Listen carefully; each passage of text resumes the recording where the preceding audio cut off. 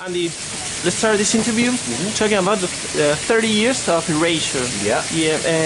What do you have to say about these 30 years of Erasure? Well, to be honest, it's 30 years has gone so quickly.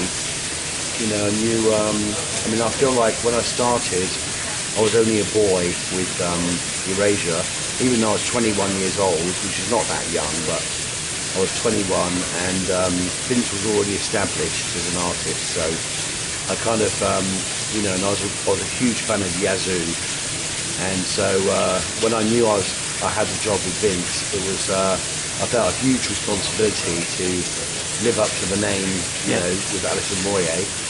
So we had our first album called Wonderland, and it didn't do very well. It only got played in some places, so it was played in Australia or France, and so Vince decided that we would start touring from scratch. So it was almost like he began his career all over again, and we just started kind of building up a following in the UK, and I think pretty much we've toured almost every single album that we've released. So we've had 17 albums, and I think probably only one or two I know in 1995 we didn't tour. In most of the other ones we toured them, so I think that's how we've managed to kind of build up our following around the world. But it's not by the radio necessarily, you know. But 30 years has just gone like that. Yes. You don't. And how is now singing those songs without Vince? How do you feel? Well, it's quite strange. I mean, you kind of, I did miss him, you know. I was,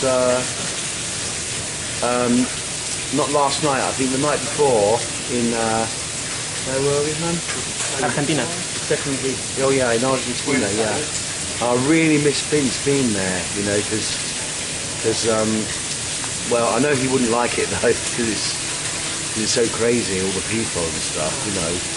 And Vince is very shy, so it's kind of hard to get him to come on tour anyway in the first place. So, but I did really miss him being there. Cause it's kind of like you feel like it's your, you know, it's a thing that you created together. So you kind of, you know, you miss it. But I like doing solo things as well, because then I can do what I want to and do which songs I like to. Yeah. You know. And going back to the 80s, we know that it's a very important year, especially in England and synth pop. Yeah. We know that, well, in late 70s and early 80s, the synthesizers got cheaper. Yeah. But how would you explain why England became so important, and bands like Erasure, Pet Shop Boys, Depeche Mode? How would you explain that movement? I don't know really. I think what happened was there's kind of all these progressive rock groups that was like, I think were kind of half American and half English, you know, and maybe some Germans as well, and then that kind of like, and then in the mid 70s you had this really weird mixture of like old rock and roll, kind of like pastiche groups like Shawaddy Waddy and Darts and things, mixed up with disco music. Yes. So it was very strange, you know. And but so out of that, I think as a backlash to kind of a bit of a backlash to heavy metal music, came punk in the first place. So there came punk music, which was kind of like almost like a social revolution, you know, and it was the youth rebelling completely madly, and just saying you don't need to wear fashion, you just cut off all your clothes, you look like a tramp, you know, you don't even have to play your instruments, you just like bash them. And so some great bands came out of it, you know, and you had like X-Ray Specs, Sex Pistols, you know, Susie and the Banshees, and then from that you had the New York new wave, which kind of brought bands like Talking Heads and Blondie, and so it all seemed to be going on all at the same time. It was like there was some kind of art movement that people are really experimenting with music and trying out new ideas, and still writing kind of 3-minute songs, but just putting much more unusual sounds and things, you know, like Gary Newman and the Human League and those kind of bands, you know, which we've never heard the same since, really.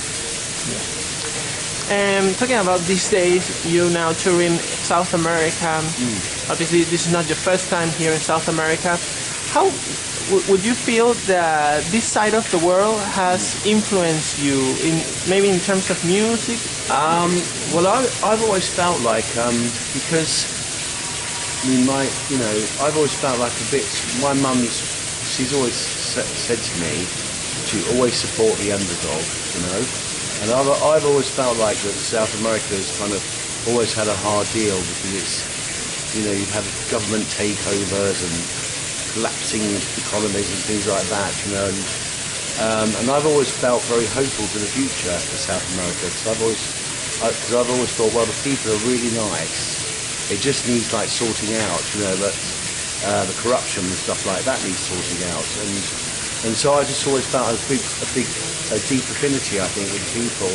And it helps, of course, when you come to somewhere and your music's popular with the people, you know, it just makes you feel like you have a relationship with the people, you know. So I would say that's it, really. Yes. Yeah. So finally, we know you have been a huge influence in terms of the gay movement and gay rights.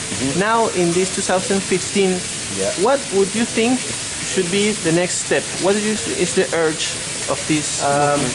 Well, I think it's very lovely to see you know, transgender people coming out, and I think even sexuality should be a non-issue, and even I think our sexes are becoming blurred anyway. It's becoming male and female becoming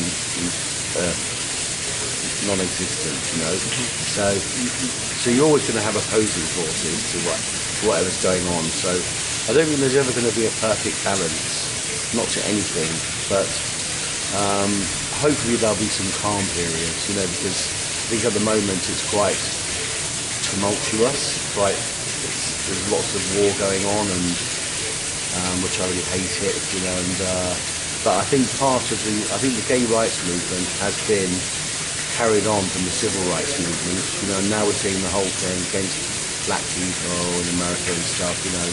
And it needs to be kind of like people just need to sit down and talk to each other and sort it out, you know.